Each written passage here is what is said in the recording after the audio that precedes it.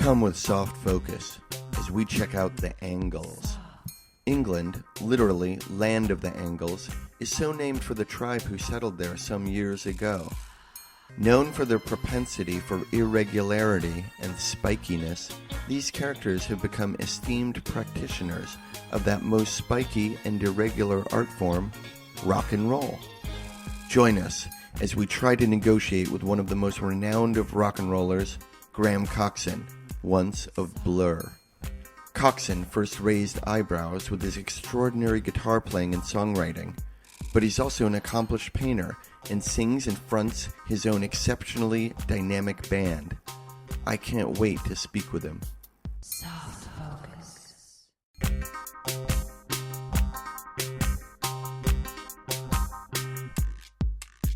Soft focus. Graham, thank you very much for being here. It's all right. I wanted to talk to you about a number of things, clearing up a number of questions that me and the audience have. One of them is that to friends of mine in the United States, musicians, you represent a special sort of pop star because you're known as being a champion of underground, independent American music. But I had a friend who's living in London for a while, and he told me that an American band could never make it in England, an American underground group, could never make it in England because people saw them as chancers. Is that true? No, I don't think they're seen as chancers. I just think that most of it demands far more intelligence than a lot of British public have. And that's the problem. I mean, that's the problem with a lot of decent music in this country, actually. Or in America. Yeah, same with food or anything. What's a chancer? Just someone who is a little too casual about it. And yet the British aesthetic of performance is really casual, sort of.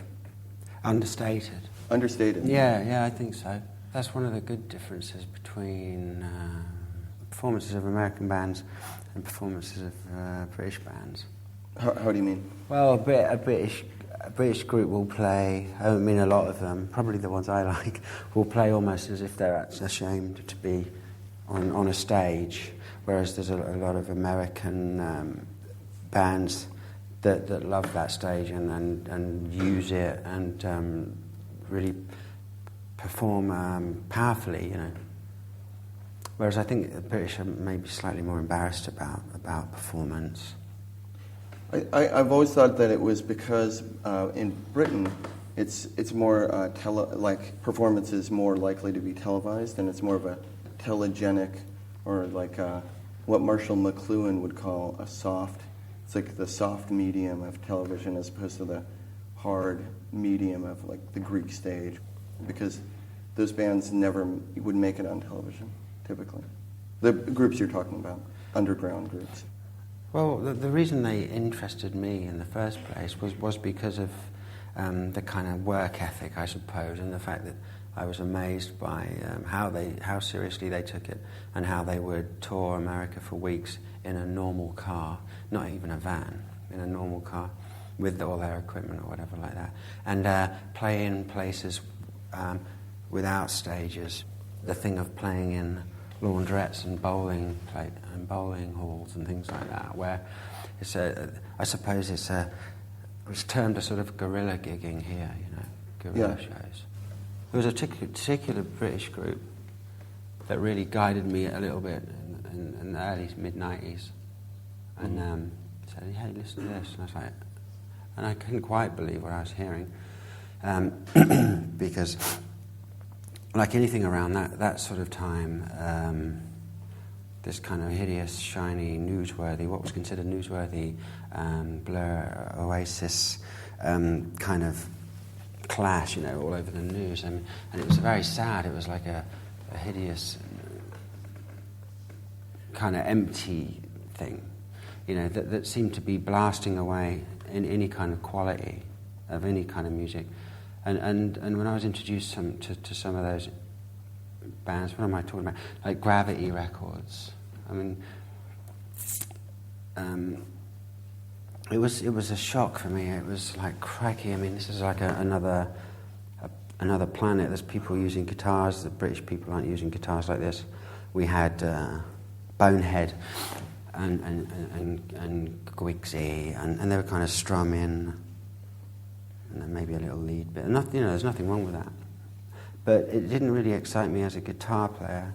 But when I started hearing stuff like with these crazy drummers like who Universal Order of Armageddon, and even like bands like Slint and the Wipers, and even Pavement or something like that, I was like really excited as a guitar player and someone who loves rhythm, because I'm a drummer as well. This stuff came as a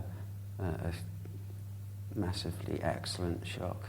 Because in England there's always the emphasis on the composition of a song and the vocal as a melody, or not always, but typically there's a much more of a Lieber and Stoller. Yeah, well, because it's kind of flowered itself. I mean, I don't know whose fault that is. It might be the Beatles' fault, but the Beatles were my Bible almost growing up. And the psychedelic movement, I guess, in the late 60s. I mean, we kind of took that form of the blues form, and although there was like a British blues explosion towards the late 60s, and these British guitar players got really good at playing blues and stuff like that, it did turn baroque, and it did turn kind of pompous, whereas it's still quite primal, and it's still quite to do with the roots, I suppose, in America. Probably because since it's not translated through television as much or through official channels, it's still typically like maybe in the basement or something. I don't know.